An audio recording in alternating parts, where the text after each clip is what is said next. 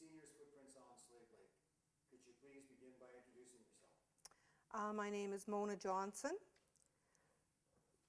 I was born in Edmonton and grew up until I was 9 years old, almost 10, in Leduc, at which time we moved to Slave Lake.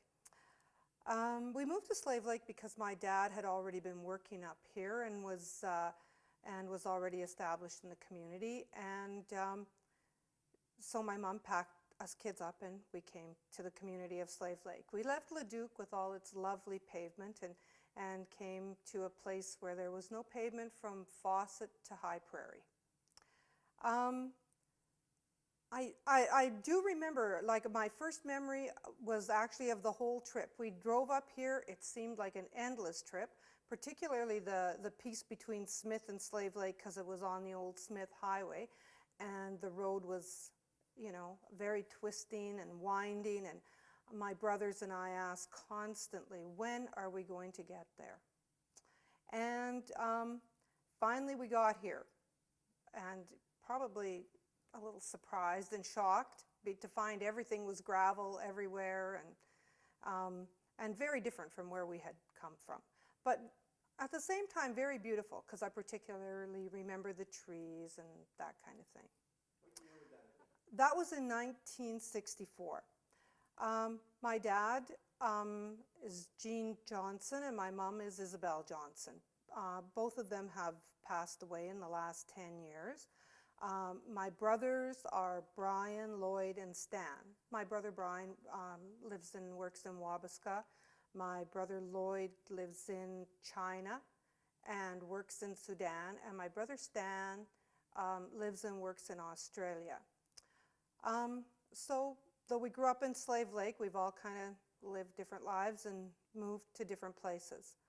I have two children. Their names are Darby and Kirby Bannister.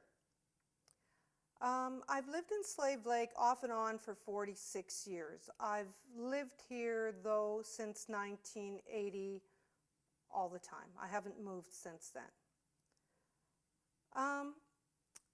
As I said, my dad was working here when we came here, and actually, when we moved here, my mom said, we're moving to Slave Lake, and I was really kind of startled, because I thought, well, I would have thought we would have moved to that place called Canyon Creek, because when my dad came home, he often talked about Canyon Creek.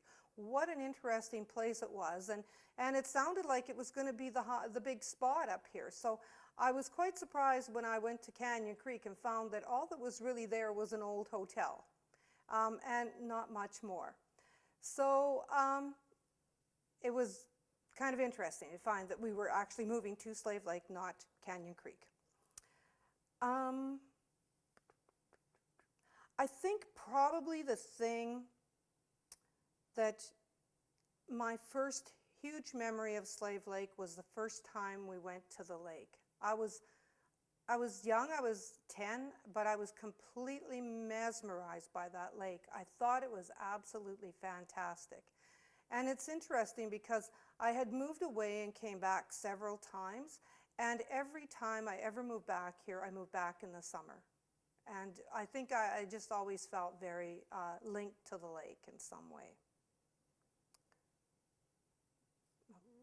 Where to go? What was your schooling like here? Or you were growing up, you were 10 when you got here? Yeah, I was in grade 5, and it was quite interesting. Can I mention other people's names? Okay. I remember the first day of school, my mother took me to school, and my brothers and I all to school. And we walked into the school and went down the hallway to my classroom, and all the other kids that were used to going to school here, I guess, were standing outside the doors waiting to get in. So I went into my classroom, and the only other person in there was Bruce Whitney. He happened to be starting grade 5 the same time I did, and obviously his mother had brought him to school the same day I had. My teacher in grade 5 was Mr. Mon. He was a very kind man in many ways, and I, really wanted us to all learn. He was, I think he was fairly new to Canada at that time too. His children, his daughter in particular was, I think, a grade below me, so I did get to know her fairly well. We had a few teachers here. At that time, there were some of the teachers, I don't know where they found them, but they were a bit unusual. But for the most part, we did have fairly good teachers.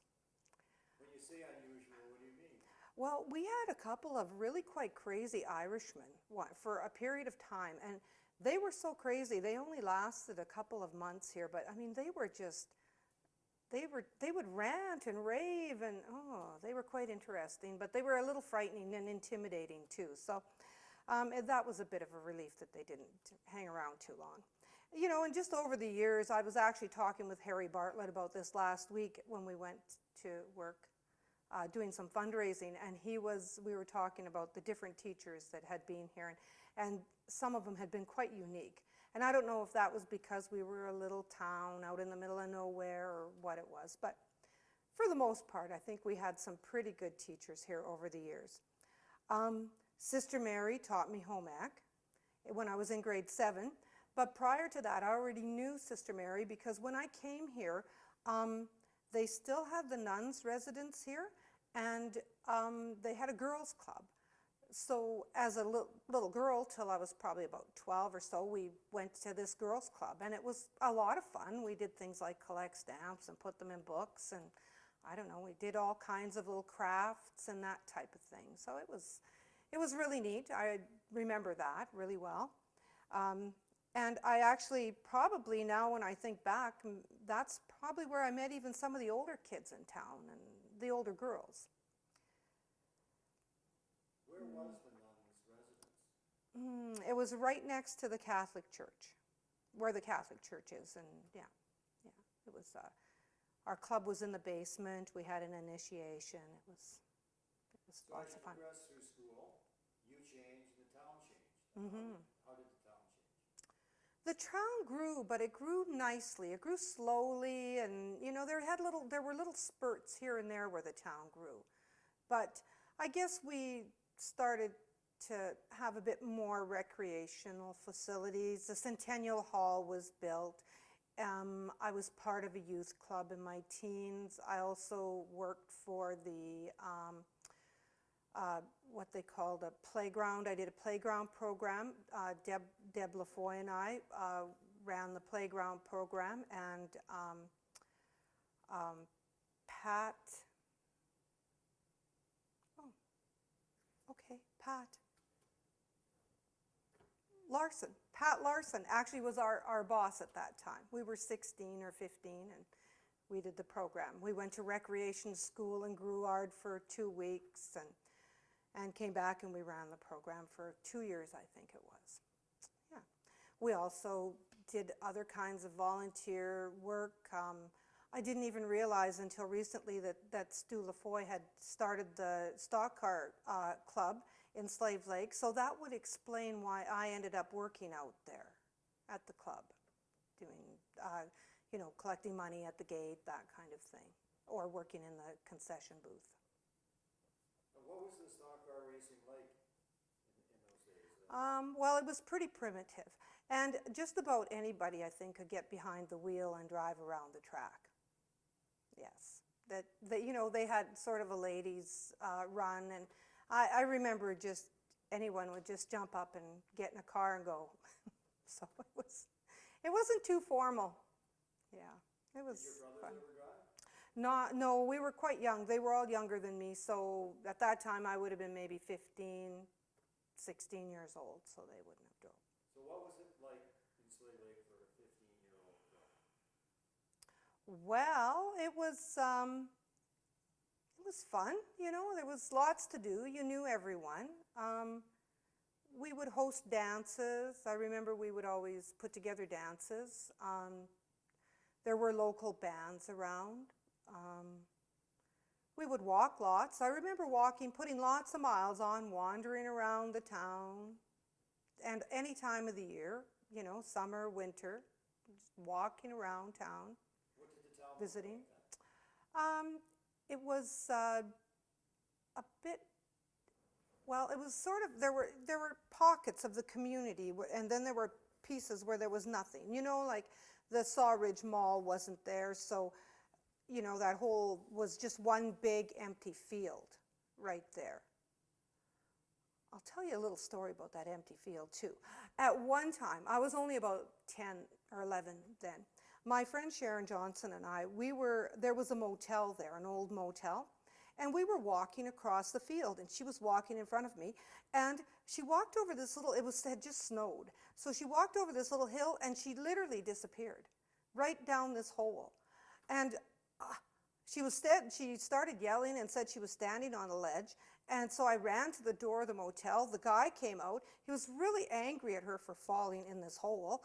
He had apparently had this hole covered with plastic. Well, it was covered then with snow, and she didn't see it. And so, you know, he brought her out of the hole, but he was, you know, yelling at us. So we went home crying, feeling bad, you know, but it was kind of a funny little thing now when I think about it. Sharon might not think so, but. So where did you go to high school? I went to junior high and high school at E.G. Wallstrom. The whole school was there at the time. I quit school the year before they moved over to the new Roland Michener High School. At that time, that was just one big empty field over there. There was nothing there, nothing at all. I think we used to skidoo out there, and there were some people that had some Shetland ponies. We used to go ride ponies out there too. There was nothing else out there. It was just a big empty field. What are some of your memories of your high school years? Teachers, sports activities? Well, I didn't involve myself in sport activities. I did help with the cheerleading team, just kind of organizing them, and you know. Actually, what happened was unless you were involved in the sport, they were no longer allowing spectators to go on the bus, and I was a big spectator. So I took up taking care of the cheerleading team so I could continue to ride on the bus and go to the volleyball and basketball games. So after high school? Well, out of high school, I got married very, very young, and I had children very, very young. So I basically left school and got married and had children.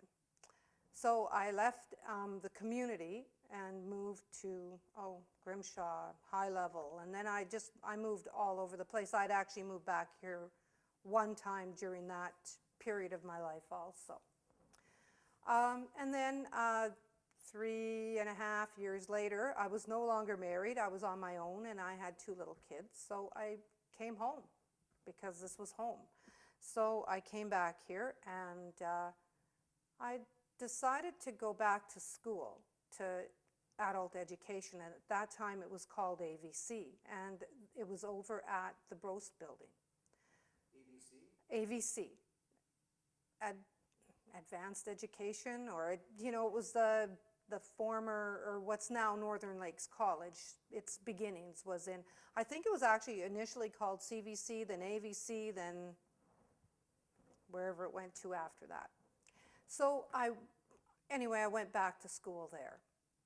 And our instructors there were Rand Simpson and Sita Pillay.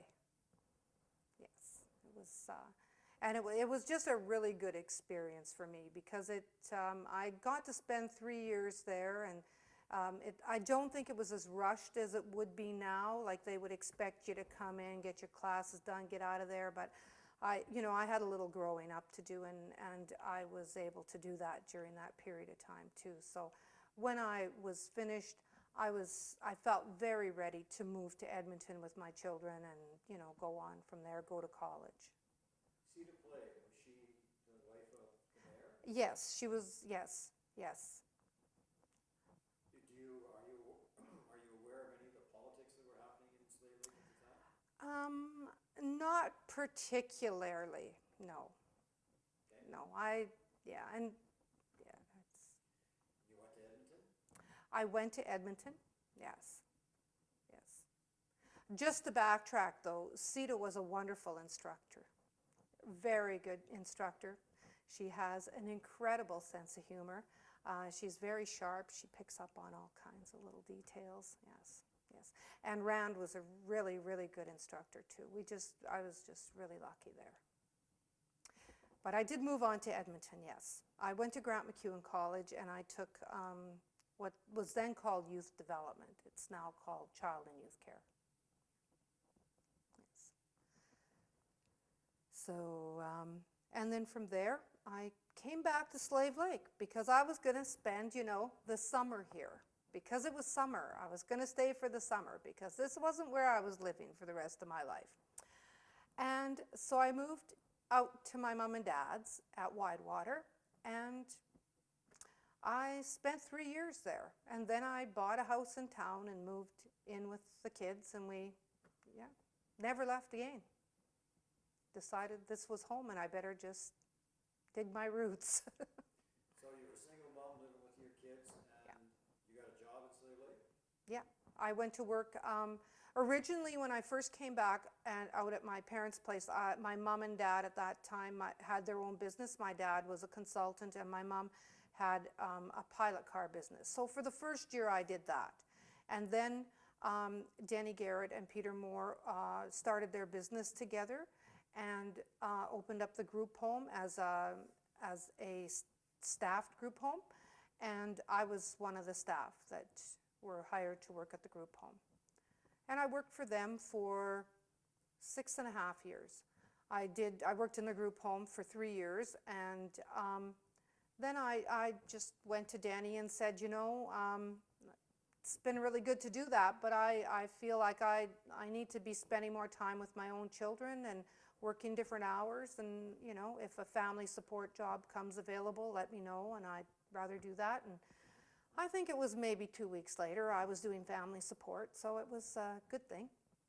What does that involve? Working with families, helping them when they're having problems, different life problems, difficulties with children, that kind of thing. Yeah.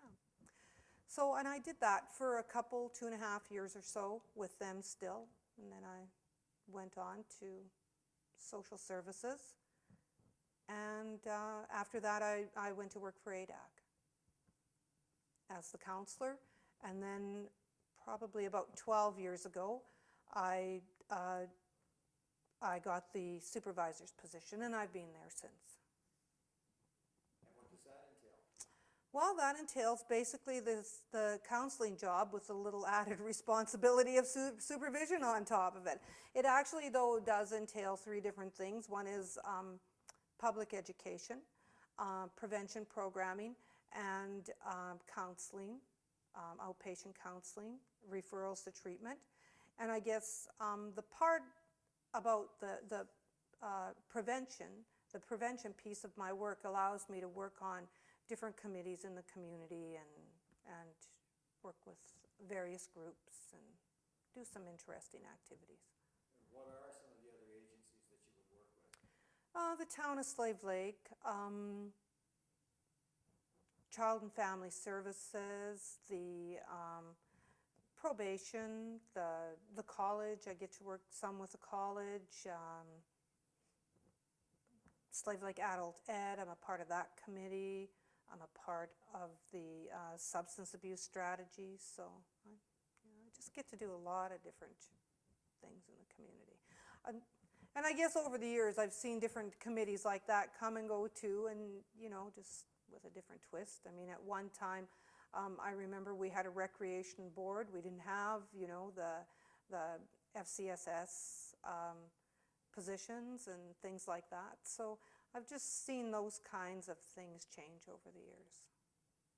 What was life like for your children growing up in Slave Lake? Well, it was about hockey, Cubs, and Beavers. That's a big piece of it. I think what I really appreciated about raising my children in this town was what I felt as a child in this town. Is I always felt very safe. I always felt like I was in a safe community, and that they had some freedoms maybe that other children growing up in a city or another place might not have. So. What would your overall impression be of Slave Lake, the community? You know, I mean, I think I said that, and I just think of one word, and that's home. You know, this is home to me, and I just couldn't think of, you know, I guess I could live somewhere else if I needed to do that, but really, I think I've always come back. It's home. What are some of your fondest memories from Slave Lake? I think probably just, again, I like that freedom, you know, and being able to wander about and to know everyone, and not necessarily everyone, but, you know, you go in a store and everybody knew you by your first name, and, you know, just that whole familiarity, I think, is what I really liked about it. Have you had any life-altering experiences while living in Slave Lake? Tragedies? You know, my fondest memories. I think probably the most, I guess probably just being very young and on my own with children was a bit life-altering and changed things a lot for me. But I've always kind of seen that as being a bit of a positive experience, because I think personally I've always needed something to kind of ground me, and they always did that very well. They kept me well grounded and focused, yeah. You mentioned volunteering for different organizations, etc. Could you expand on that a little bit? Mostly that type of thing I did as a youth. I did more volunteer work as a youth. I did candy striping. I worked did the youth club and those kinds of things, and was involved with the community that way.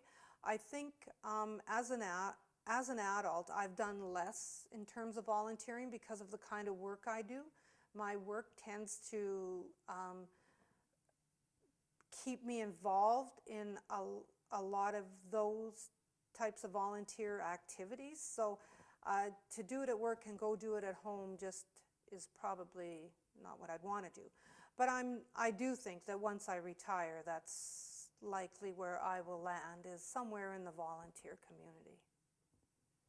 What are some of what you remember being the most important things to happen to you in Slave Lake? To me personally, Or I'm not. the most important things that have happened in Slave Lake? Oh, gee, well, so many important things have happened here. Take the time to read that question. Okay. I'm not sure, Bob. Honestly, I can't think of specifics. Yeah. Okay. Do you want to do a little bit of bragging about your kids? How have they turned out? Well, they've turned out okay. I certainly wouldn't sit here and say, "Oh, gee, they're terrible." No, I'm kidding. They've turned out fine. Yes, they're good people, and they're productive people. My youngest one lives in Lac La Biche. My oldest one lives here. I have 4 grandchildren here. They're lovely. I really like the fact that they're living in Slave Lake. It's wonderful. I have a 15-year-old granddaughter and a 7-month-old grandson. So right now, and then there's 2 little guys in between, and I really, really like the fact that they're in the community, and I can see them probably as often as I want, and yeah, so. And, you know, I mean, it's kind of interesting. It's been sort of fun. I used to go to the arena and watch my kids play hockey all the time, and now I go watch my granddaughter play hockey. And I'm sitting there with all the same people that I was sitting with when my kids were playing hockey, because their grandchildren are there playing hockey now, too. So I guess that's another thing I sort of like about, you know, living in a small community. It's all those relationships that you build over the years, and all these things that you share in common, and that type of thing. It makes it just a nice place to be. Now, this is the toughest question on the whole, and it's, can you share any humorous experiences that you can remember in Slave Lake? Let's see. I'm just going to put on office staff, expansion, memories, profits. I'm just going to throw on my glasses for a second here and look at my paper, because I was, you know, when I started talking about my jobs, I was going to tell you about my jobs. I actually, of course, I used to babysit because, you know, everybody babysat, I guess, at some point in time in their lives. But I used to babysit the Kavanaugh kids when their mom and dad were curling. Or at least their mom was curling for sure, but their dad must have been too then. And one time, their oldest boy thought it would be quite funny to lock us out of the trailer. So he did that. So I had nowhere to go. It was cold out. So we went to the laundromat in the trailer court and sat there and waited until his dad came home. So they were very, very understanding about that, and you know, I was glad they were. But then the next time I babysat him, he did the same thing because he thought it was so funny the first time around. Oh, so that was kind of a cute thing that happened. I also waitressed at the Beachway Cafe.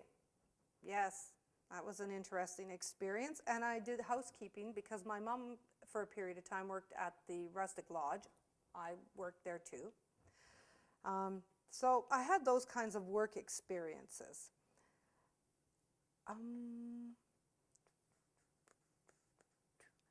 Humorous experiences. I've had lots of humorous experiences. Everything's, you know, I mean, there's humor in my everyday life all of the time.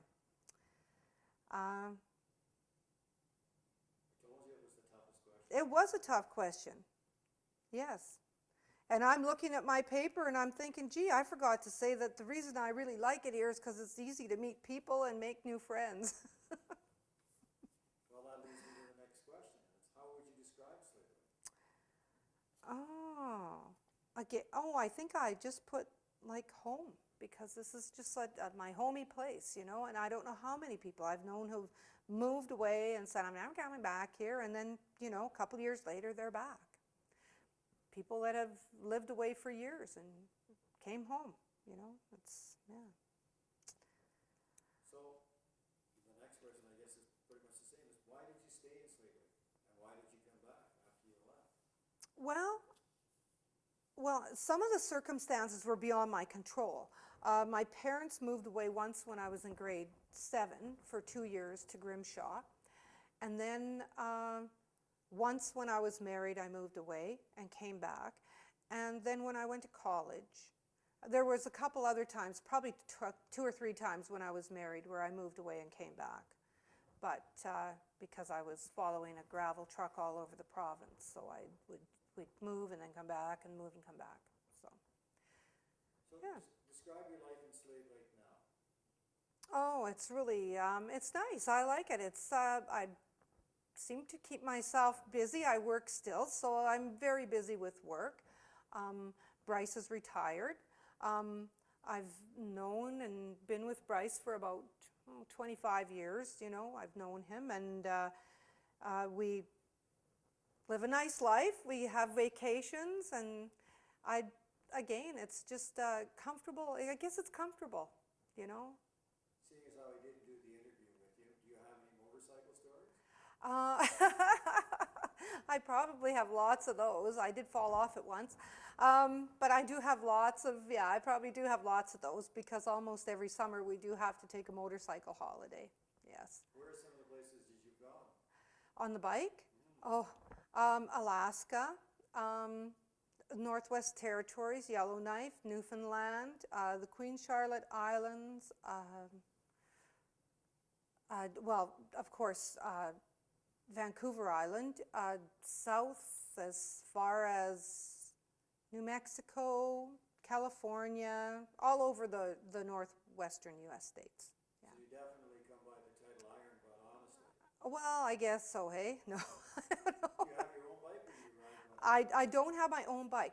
I was fortunate enough to learn when I was about 15 or 16 that I was not very good on 2 wheels. My brother was determined that I was going to learn to ride a motorcycle. So he allowed me to use his friend's motorcycle and, you know, taught me how to ride, but I was very dangerous. I hurt myself a few times. I ran into the lake once and scabbed my knee up. I did a wheelie on downtown by the old zoo and went straight up in the air and came down and crunched the handlebars, and Yeah, right in front of everybody, all my friends. It was embarrassing, but I wounded myself that time too. So somewhere in there, I kind of thought maybe I'm not meant to drive two wheels. I better just stick to four, and I'll ride behind. And he does let me backseat drive. So. You really do keep coming back. Oh yeah, yeah. What are some of the attractions around Slave Lake that you would tell people who've never been here? Well, definitely the lake. The lake is a big attraction, and all the things associated with the lake, like fishing and ice fishing and just going to the lake, walking the lake, the beach. It's probably the most relaxing, beautiful place that I know of. And I've been to some very nice places in the world, but this is still one of the nicest places. I think I would say there's lots to do here. Actually, as part of my work in the past, we've put together some word puzzles about what there is to do in Slave Lake, and there is lots to do here. Some people will say there's nothing to do, but yeah, there's lots. You just have to look around or look at the little community directory, and you'll see there's lots to do here. Yeah. What's your plans for the rest of the week? The rest of this week? Oh, I'm going south. I'm going hunting. Well, I'm the eyes and ears of the operation. I don't actually shoot anything. Yeah. I also am a bit of muscle. I do drag things around a bit, yeah, by the horns. So. Is there anything left on your sheet that we haven't talked about? Let me have a quick look at my sheet. Okay, lived in Slave Lake 46 years. Just as a kid, I think that's something that we forget about. I've noticed that a lot of the kids want to be entertained and need to be entertained. And when I think about growing up here, I think we used to just run around the creek trails all the time. That's where we spent time, running around the creek, crawling over logs, wandering around, just exploring where we were. I think I remember walking out the beach at a very young age, probably. Maybe I shouldn't have been, but I did. I was probably no more than 13 years old or 12 and heading out to the beach, a group of us for the day. So I used to go fishing at the river when I was probably no more than 13, 14, just go out and fish and with friends. So yeah, there was those things that didn't cost a lot of money and, didn't involve electronics, but it was fun. Is there anything else that you'd like to add? No, I think I covered everything on my list. Hopefully. Yeah. Okay. The Slave Lake Adult Education Committee thanks you for sharing your memories and stories of the development of Slave Lake. Thank you, Bob.